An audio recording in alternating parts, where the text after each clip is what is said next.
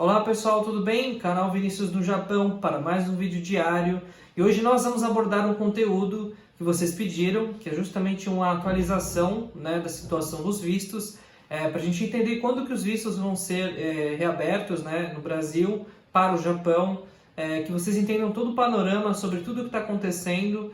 Então nós fizemos um estudo extensivo, novamente, como sempre, consultando fontes oficiais de notícias e também fontes internas, que são confiáveis. Reunindo essas informações que a gente compilou aqui, alguns pedaços aqui que é o meu script, nós vamos basicamente conversar hoje abertamente sobre esse assunto, num formato diferente, Nós estamos aqui com esse formato de diálogo aberto, sem edição, então me permita se eu cometer algum equívoco, porque às vezes sem edição fica mais difícil de conseguir contornar, mas vamos fazer o nosso melhor aqui para trazer um conteúdo de qualidade, Então, uma das coisas que eu gostaria de comentar logo de cara é que essa questão dos vistos, ela está muito relacionada com a questão do Covid-19, E de que forma? Basicamente, a permissão de entrada de novos brasileiros no Japão está condicionada a duas questões, primordiais. A primeira é o bem-estar e saúde das pessoas que moram no Japão, Então, relacionado aí justamente com o controle da epidemia no Japão. E a segunda questão primordial, que é a saúde das pessoas que moram no Brasil e têm interesse de ir para o Japão, Com essas condições garantidas, basicamente, a gente vai poder voltar a ter o fluxo que a gente tinha antes. Lembrando que, inclusive, dentro dessa dinâmica atual, o Japão está aplicando quarentena no Japão, Então, para as pessoas que ainda estavam chegando aí nos voos dos japoneses e tudo mais, as pessoas com permissão para poder entrar no país, estavam sendo submetidas a uma quarentena de 14 dias, além do teste de Covid no aeroporto.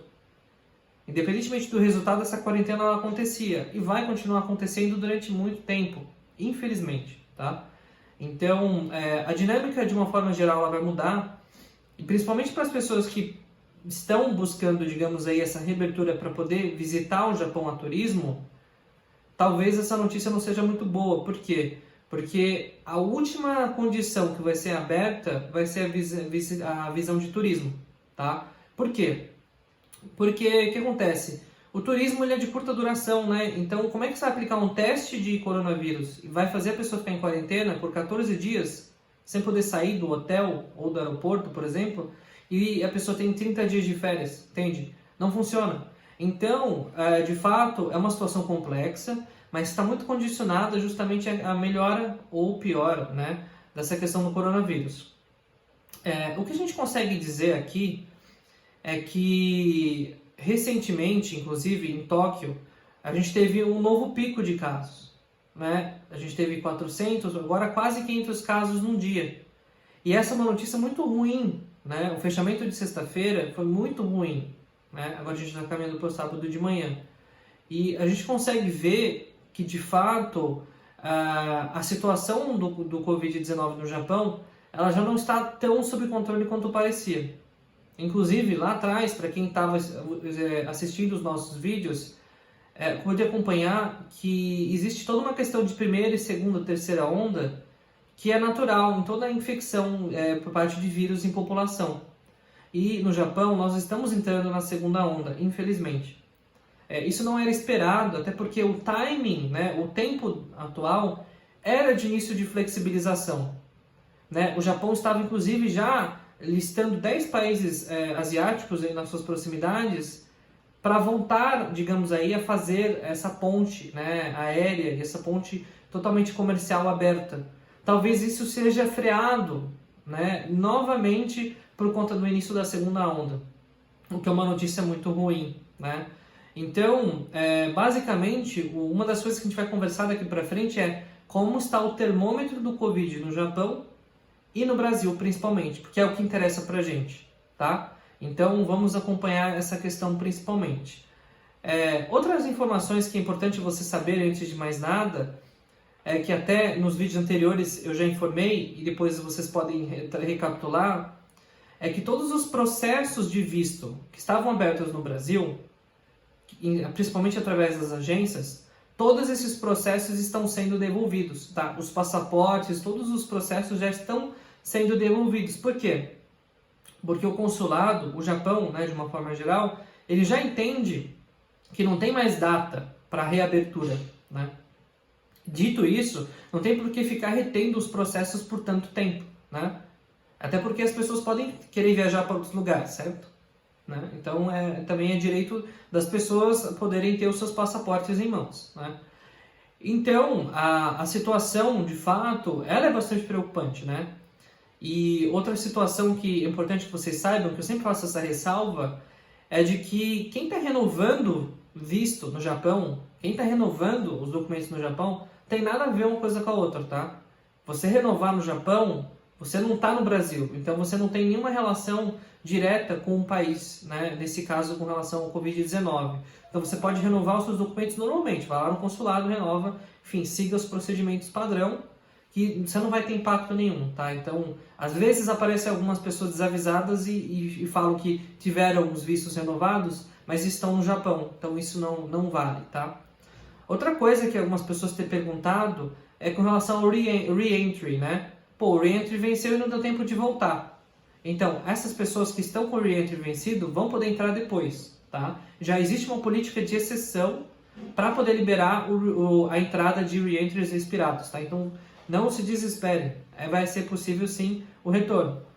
Para os portadores do certificado de elegibilidade, que para quem não conhece é um certificado como se fosse um atestado que as pessoas que querem ir para o Japão têm um fiador, esses atestados eles vão continuar válidos, tá? Eles têm tinham prazo de 90 dias, foram estendidos para 180 dias e vão continuar se estendendo até que a situação volte ao normal, nem que isso demore um ano, tá? Então vocês que já têm o certificado de elegibilidade em mãos, não se desesperem também.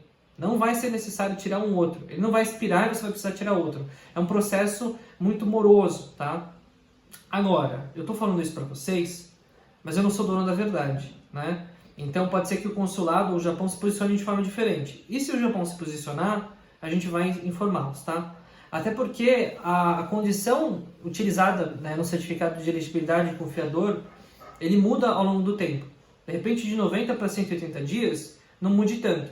Mas de um ano para o outro, pode ser que a situação fiscal, tributária do fiador, ou a mesma pessoa, a empresa, né, que está patrocinando e tudo mais, tenha um impacto e isso se altere. Então, eu não consigo garantir para vocês que vai dar tudo certo, mas por enquanto o que eu posso te dizer é que sim, a situação continua normal para quem já tem um certificado de elegibilidade em mãos, ok? Então, com essa piora da situação, né, em Tóquio, né, que está proliferando, né, pelo Japão, mas de uma forma mais lenta, né, porque o Japão está conseguindo controlar bem os casos, a gente tem essa segunda onda que está freando sim a retomada das atividades com relação à emissão de novos vistos, principalmente para os brasileiros. Uma informação que já está confirmada é que no dia 31/7, no final do mês, vai ser postergado, ou seja, vai ser prorrogado por mais um mês todas as medidas de bloqueio de entrada de brasileiros no Japão, tá? Válido até 31/8, é um número, já é uma informação oficial, que já está confirmado. E provavelmente vai ser renovado ainda por mais alguns meses, tá? Mas essa a gente tem certeza. E aí, o que a gente consegue dizer? Pelas curvas de evolução dessa epidemia, a situação do Brasil, né, se a gente for olhar, por exemplo, exemplos da Europa, né, Espanha, Itália, França, Alemanha, por exemplo, eles tiveram grandes picos, né, e depois de 2 meses, eles tiveram uma estabilização e uma queda muito expressiva, inclusive sem segunda onda, curiosamente, né? O Japão é um dos poucos que está sofrendo uma segunda onda. Isso é uma coisa curiosa que a gente vai entender a verdade um pouco mais depois. E esses países estão sim com a situação praticamente sob controle, porque as atividades nesses países europeus, por exemplo, já estão retornando à normalidade e não houve pico de óbitos nem de novos casos, né? Então é um cenário positivo. Se a gente aplicar a mesma lógica para o Brasil, digamos que a gente já esteja se encaminhando para essa estabilidade, que tecnicamente se chamam de platô. Platô é quando você inicia você atinge o pico mais alto, né, digamos assim, e você estabiliza num nível antes de começar a cair. Então esse nível mais alto eles chamam de platô, né, que é um nível estável que até que se comece a cair ou aumentar. Esse platô provavelmente já chegou para o Brasil. Basta a gente olhar para a quantidade de óbitos que está variando entre 1.000 e 1.400. Mas a tendência é sim que isso comece a cair, né? E se seguir a curva da Espanha e da França, por exemplo, deve demorar de 2 a 3 meses para que a gente fique lá embaixo e comece a ter de 50, 40, 30, às vezes pouquíssimos óbitos diariamente no Brasil. A gente sabe que é uma realidade ainda que está um pouco distante, né? Porque se a gente for contabilizar aqui, a gente já está no meio de julho. Se a gente for contabilizar mais 3 meses, conservadoramente, a gente vai para meio de outubro. A situação vai ser reavaliada no meio de outubro e provavelmente, no cenário mais otimista, a reabertura, digamos assim, a nova entrada das solicitações do visto vai começar a acontecer a partir de 1º de novembro ou de meados de novembro. E as entradas, consequentemente, próximas desse período.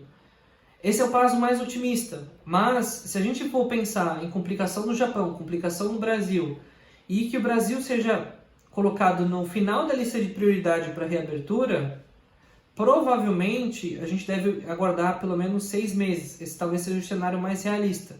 Sendo que a reabertura possa acontecer por volta então de fevereiro, né? Fevereiro e março.